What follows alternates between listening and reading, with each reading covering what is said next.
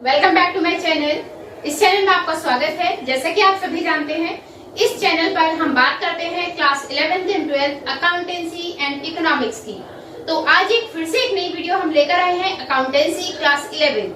आपको अगर क्लास 12 की वीडियो इकोनॉमिक्स या अकाउंटेंसी की देखनी है तो आप प्लेलिस्ट पर जा सकते हैं, वहाँ सारी वीडियोस हैं, आप वहाँ से वीडियो सेलेक्ट कर सकते हैं और वॉच कर सकते हैं। तो हमारा हर वीडियो में यही एक मोटिव होता है कि जो भी हम यहाँ आपको सिखा रहे हैं वो आपको यहाँ पर लर्न हो जाए, आपको घर जाकर या मोबाइल बंद करके या लैपटॉप बंद करके बुक ना ओपन करनी पड़े। तो इसी मोटिव के साथ चलिए शुरू करते हैं वीडियो।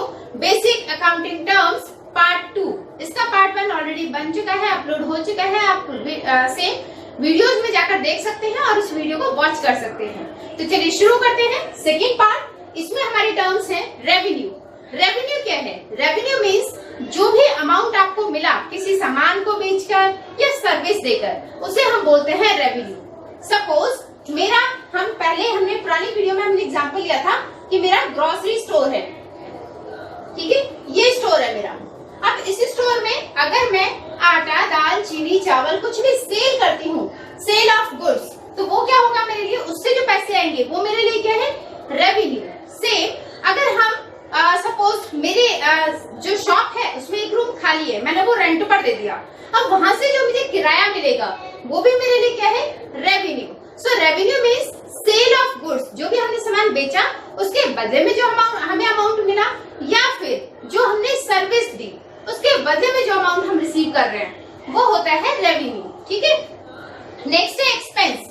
एक्सपेंस मतलब अब इसी रेवेन्यू को अर्न करने के लिए आपने जो भी अमाउंट स्पेंड किया है उसे बोलते हैं एक्सपेंस, खर्चा। अब यहाँ पर मुझे सेल करनी थी गुड्स की, लेकिन उसके लिए मैंने रॉ मटेरियल भी खरीदा होगा या किसी और दुकान से खरीद के फिर मैं रीसेल कर रही हूँ उसे ना, या फिर हमने रेंट के लिए जो रूम है उसे बनवाया भी होगा, उसमें फिनिशिंग भी कराई होगी। तो वहां पर जो भी मेरा अमाउंट खर्च हो रहा है रेवेन्यू जनरेट करने के लिए, उसे हम बोलते हैं एक्सपेंसेस, ठीक है।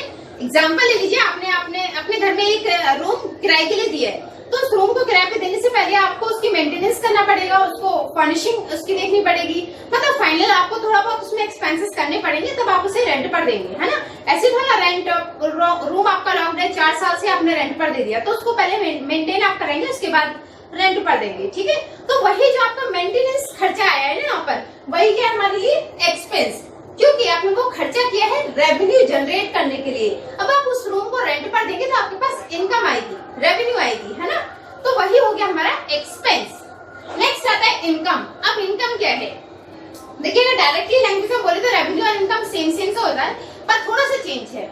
रेवेन्यू था जो हम गुड्स को बेच रहे हैं और तब हमारे पास पैसे आ रहे हैं, वो था रेवेन्यू। इनकम है रेवेन्यू माइनस एक्सपेंसेस। तो जितनी भी रेवेन्यू है उनमें से अगर हम खर्चों को हटा दें तो हमारे पास जो भी अमाउंट बचेगा वो है हमारे लिए इनकम। तो रेवेन्यू माइनस एक्सपेंसेस क्या हुआ आपके लिए? इनकम।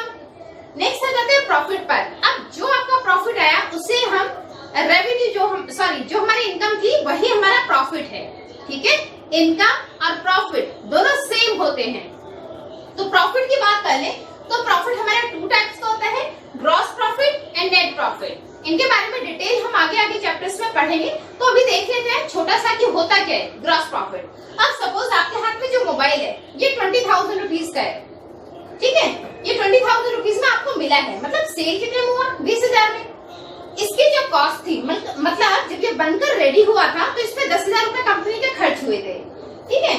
कंपनी की अपनी कुछ डायरेक्ट एक्सपेंसेस थी, 2,000 रुपए डायरेक्ट टैक्स थे। डायरेक्ट टैक्स मतलब जो हम दूसरे पे शिफ्ट नहीं कर सकते, तो कंपनी को कुछ डायरेक्ट टैक्स था, इसमें 2,000 रुपए का लगा। देन कंपनी ने जो लेबर रखी हुई थी उसको जो बनाने का जो खर्चा दिया है, उसकी जो मजदूरी दी है, वेजेस दिए हैं, वो आया 1,000 रुपए। तो मतलब यहाँ जो आपका मोबाइल बनने की जो कॉस्ट थी वो कितनी हो गई? 10,000 यहाँ पर था, डायरेक्ट टैक्स 2,000 और वेजेस जो दिए 1,000, जो फैक्ट्री के अंदर जो खर्चा हुआ है, ठीक है। ये इन्हें हम बोलते हैं डायरेक्ट एक्सपेंसेस। तो ग्रॉस प्रॉफिट होता है आपका सेल माइनस डायरेक्ट एक्सपेंसेस। तो यहाँ पर अगर हम 20,000 में से 13,000 को माइनस कर दें, माइनस 13,000, तो ये आपका है 7,000। तो जो 7,000 आया ये हमारा ग्रॉस प्रॉफिट, ठीक है। नेट प्रॉफिट क्या होता है? नेट प्रॉफिट मतलब अगर हम सारे खर्चे उसमें से हटा दें। अब देखिए मोबाइल बनाया कंपनी ने तो एडवर्टाइजिंग भी करेगी, है ना, मोबाइल लॉन्च करेगी, राइट, तो उसमें उसके खर्चे होंगे। हो सकता है डिस्काउंट भी ऑफर करे, उसमें उसका कुछ खर्चा होगा, है ना। तो ये अगर सारे खर्चे हम इसमें से माइनस कर दें सेल में से, तो जो अमाउंट आपके पास बचेगा वो होगा नेट प्रॉफिट। तो यहाँ 20,000 माइनस अगर हम सारे खर्चे देखें तो 10 प्लस 2 12,000, 13,000, 14,500, तो ये टोटल है 14,500 का। अब इसमें से आप माइनस करोगे तो 5,500, ये जो अमाउंट आपके पास बचा है ये हो गया हमारा नेट प्रॉफिट, ठीक है। तो ग्रॉस प्रॉफिट मतलब सेल्स माइनस डायरेक्ट एक्सपेंसेस, जो भी कंपनी के डायरेक्ट खर्चे हैं जिन्हें कंपनी कस्टमर के ऊपर शिफ्ट नहीं कर सकती, तो ऐसे खर्चे माइनस कर दो तो कंपनी के पास जो प्रॉफिट बचेगा वो होता है ग्रॉस प्रॉफिट। और सेल माइनस सारे खर्चे डायरेक्ट भी इनडायरेक्ट भी, वो अगर हम हटा दें तो जो अमाउंट बचेगा, जो अमाउंट है हमारे पास, वो आएगा आपके पास नेट प्रॉफिट, ठीक है। तो ये चीजें हम इकोनॉमिक्स में भी एक्सप्लेन कर चुके हैं, वापस यहाँ पर आपको बता दी है। और डिटेल में जब हम चैप्टर करेंगे इसका, आगे चैप्टर्स हैं आपके 11th में, तब वहां पर डिटेल में सारा पढ़ेंगे, राइट। नेक्स्ट आ जाता है हम गेन पर। गेन मतलब देखिए जो प्रॉफिट था ये आपके नॉर्मल कोर्स ऑफ बिजनेस में था, मतलब आपका अगर बिजनेस फर्नीचर का है तो आप जो चेयर टेबल बेच रहे हैं उनसे मतलब रेवेन्यू माइनस एक्सपेंसेस करेंगे, उनसे जो भी अमाउंट बच रहा है वो आपका प्रॉफिट है। लेकिन गेन होता है इंसिडेंटल नेचर का, ये बार बार नहीं आपको मिलता, मतलब नॉन रिकरिंग नेचर का होता है। इंसिडेंटल नेचर मतलब सपोज अब यही मोबाइल फोन है आपने लिया हुआ है ना, अब ये मोबाइल फोन 20,000 में आपने खरीदा था, लेकिन आज प्रेजेंट वैल्यू इसकी 15,000 बची है, ठीक। अब लकीली ये 15,000 का मोबाइल आपका 16,000 में सेल हो जाए। 15,000 की वैल्यू थी आपके मोबाइल की, लेकिन सेल कितने में कर दिया आपने? 16,000 में। तो यहाँ से जो 1,000 रुपए आपके बचे, ये हुआ आपका गेन, फायदा, ठीक है, गेन। तो गेन आपका नॉर्मल कोर्स ऑफ बिजनेस का पार्ट नहीं होता, ठीक है, ये इंसिडेंटल नेचर का है कि अचानक से हो जाए, राइट। तो ये हो गया आपका गेन। लॉस की अगर हम बात करें तो जब खर्चे हमारे ज्यादा होते हैं, रेवेन्यू हमारी कम हो जाएगी, फिर जो डिफरेंस होता है उसे हम बोलते हैं लॉस, नुकसान। तो खर्चे हमारे ज्यादा हैं, रेवेन्यू हमारी कम है, तो एक्सपेंसेस माइनस रेवेन्यू, वो क्या हो गया हमारा लॉस। इसका अपोजिट क्या था? प्रॉफिट या इनकम। इनकम ज्यादा है, रेवेन्यू ज्यादा है, ठीक है, और खर्चे कम है, तो आपका जो भी अमाउंट बचा वो इनकम थी। और अगर अमाउंट खर्चे ज्यादा हो रहे हैं, रेवेन्यू कम है, तो आपका क्या हो जाएगा? लॉस, नुकसान। नेक्स्ट की बात करें परचेज। परचेज मतलब जो भी, जैसे आपने ये सामान, हमने बात करी थी ग्रोसरी स्टोर है ना, मेरा ग्रोसरी स्टोर है, दाल चीनी चावल सब रखे हैं, ठीक। अब मुझे बाकी और भी तो सामान खरीदना है ना वापस बेचने के लिए, तो ऐसा खर्चा जो हम सामान अरेंज करते हैं लेकिन वापस बेचने के पर्पज से, मतलब मुझे अगर दाल चीनी चावल और खरीदने हैं क्योंकि मेरा बिजनेस है, मैं उन्हें आगे रीसेल करूंगी, है ना, तो हम जिस अमाउंट पर, जिस गुड्स पर हम पैसा खर्च कर रहे हैं, और वो गुड कैसी है कि हमें वापस बेचनी है, वो सामान हमें वापस बेचना है, तो वो खर्चा हमारा कहलाता है, हम उसे बोलते हैं परचेज, ठीक है, परचेज। तो परचेज मतलब ऐसा अमाउंट जो हमने ऐसे सामान पर खर्च किया है जो हमें सामान वापस बेचना है। फिर से एग्जांपल ले लेते हैं, अगर आपका फर्नीचर का बिजनेस है, आपने टेबल चेयर खरीदी, ठीक है, क्योंकि आगे आपको बेचना है, फर्नीचर का बिजनेस है, आप चेयर टेबल रखते हैं, तो अब आपने जो चेयर टेबल खरीदी है ना, उस पर जो पैसा खर्च किया वो आपके लिए क्या है? परचेज, ठीक है, वो होगा आपके लिए परचेज, राइट। तो गुड्स को रीसेल करने के लिए जो आप खरीदते हैं सामान को, उस पर जो अमाउंट आपने खर्च किया। अब परचेज रिटर्न, अब सपोज आपने यहाँ पर 10,000 का सामान परचेज किया था, राइट, 10,000 के चेयर टेबल ले आए, लेकिन उसमें से ना 2 टेबल खराब निकल गए, टूटे हुए आ गए, आपके डिफेक्टिव है, तो आपने वो 2 टेबल यहाँ वापस कर दिया, रिटर्न कर दिया। तो जो हमने वापस किए हैं टेबल, उसे हम बोलेंगे परचेज रिटर्न, ठीक है, जो हमने खरीदा था लेकिन अब वापस कर दिया, वो हो गया हमारा परचेज रिटर्न, ठीक है। अब सेल्स में आ जाएगा आपका ऐसा सामान जो हम बेचते हैं, कोई भी हम सामान बेच रहे हैं, सर्विस दे रहे हैं, तो उससे जो भी हमें अमाउंट मिला वो होगा हमारा sales, amount of goods sold. ठीक है, तो आपने जो भी सामान बेचा है, जो भी सर्विस हमने दी है, हमारा अगर ग्रोसरी स्टोर है तो हम यहाँ से ग्रोसरी का सामान सेल कर रहे हैं, तो बेच रहे हैं, तो उससे जो भी पैसे मिले वो क्या हो गया हमारे लिए सेल। बेचना क्या हो गया, सेल करना। ठीक है, अब आपने किसी को दाल दी, ठीक है, पल्स दे दी, यहाँ सेल किया आपने पल्स। अब इस पल्स में ना बाई चांस कीड़े निकल गए, अब वो कस्टमर आपको वापस कर गया कि भैया दाल तो खराब है, दूसरी दे दो।